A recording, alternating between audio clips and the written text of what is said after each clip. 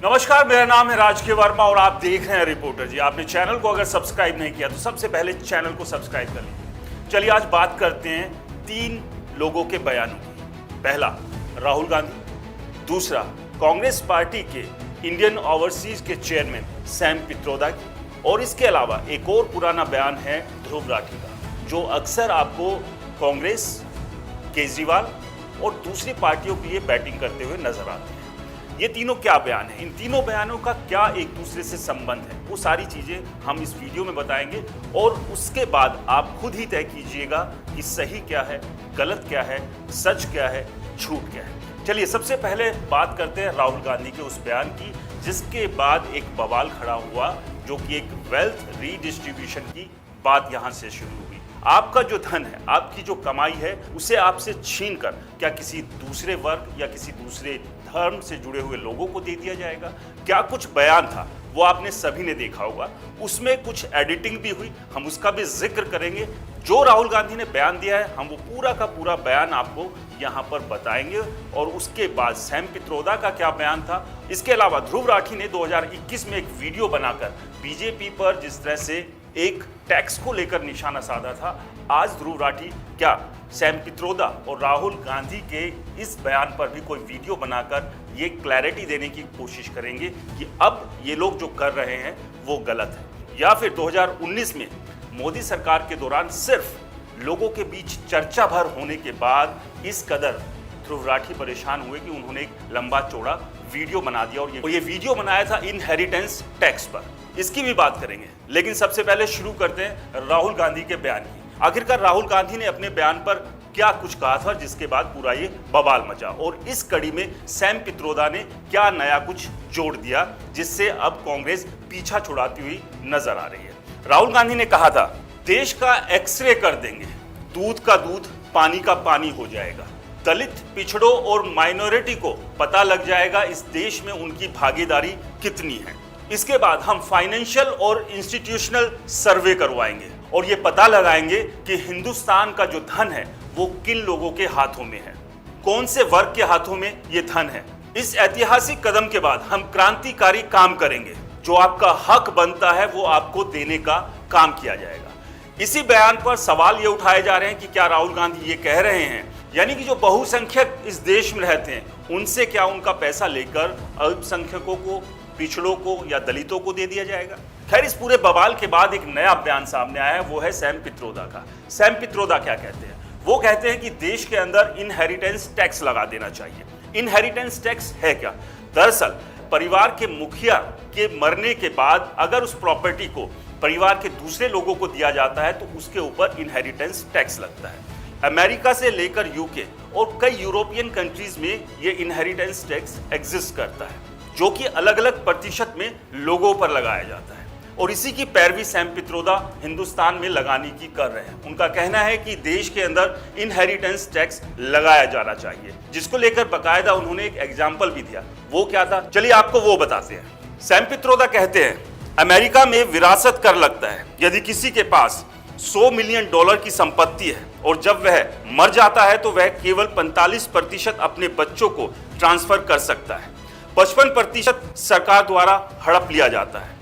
यह एक दिलचस्प कानून है। इसमें कहा गया है कि आपने अपनी पीढ़ी में संपत्ति बनाई है और अब आप जा रहे हैं, आपको अपनी संपत्ति जनता के लिए छोड़नी चाहिए, पूरी नहीं, आधी, जो मुझे उचित लगती है।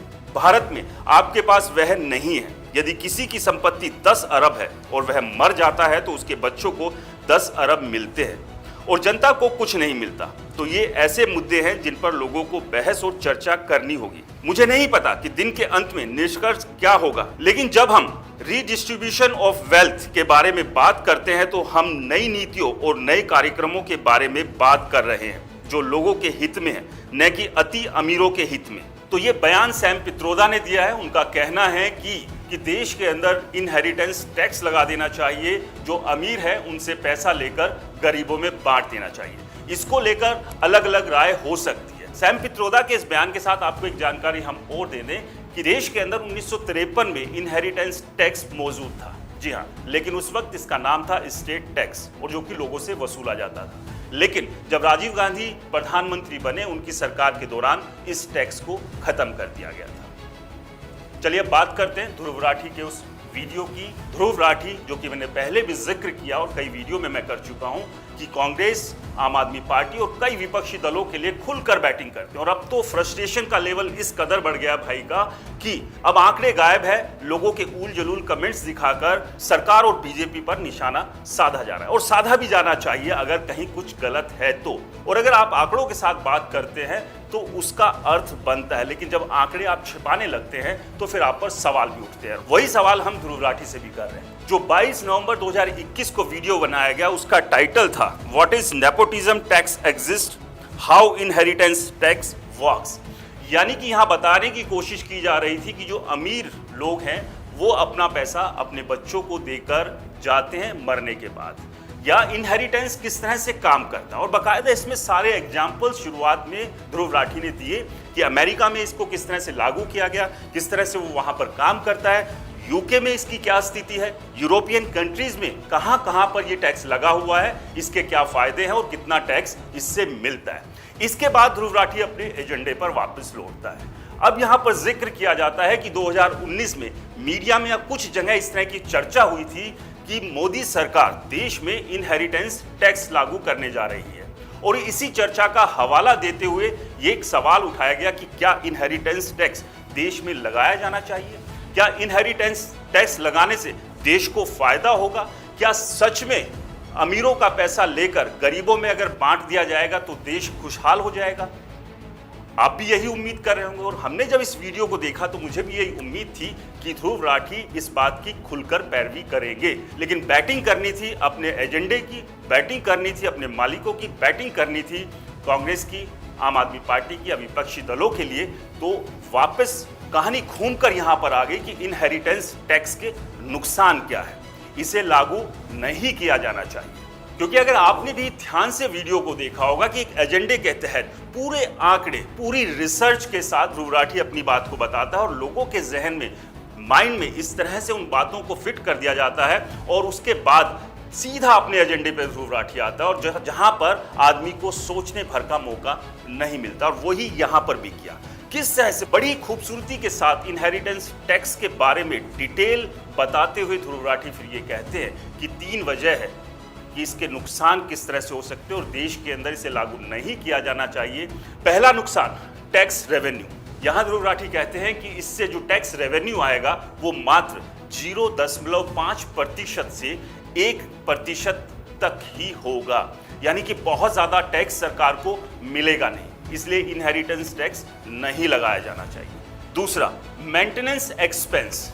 ध्रुव राठी बताते हैं कि अगर इनहेरिटेंस देश में लगाया जाता है तो उसकी मेंटेनेंस, उसे लागू करने में बहुत ज्यादा पैसा सरकार को लगाना पड़ेगा। तो ऐसे में जो रेवेन्यू सरकार को जितना मिलना चाहिए था उतना नहीं मिलेगा, यानी कि प्रॉफिट नहीं, यहां पर लॉस होगा। इसलिए इनहेरिटेंस टैक्स नहीं लगाया जाना चाहिए। तीसरा, लूप होल्स। ध्रुव राठी अब यहां तीसरी खामी इसमें ये बताते हैं कि इसमें लूप होल्स बहुत ज्यादा है, जिसकी वजह से इनहेरिटेंस टैक्स अगर आप लगा भी देते हैं तो लोग कोई ना कोई बचने का रास्ता निकाल लेंगे और इस टैक्स से कोई फायदा सरकार को नहीं मिलेगा, क्योंकि वो रास्ते इतने होल्स इतने ज्यादा होंगे कि चाहकर भी सरकार जितना रेवेन्यू इससे निकाल सकती है वो निकाल नहीं पाएगी। और अपने इन 3 पॉइंट्स में वो इस पूरे के पूरे इनहेरिटेंस टैक्स को खारिज कर देते हैं।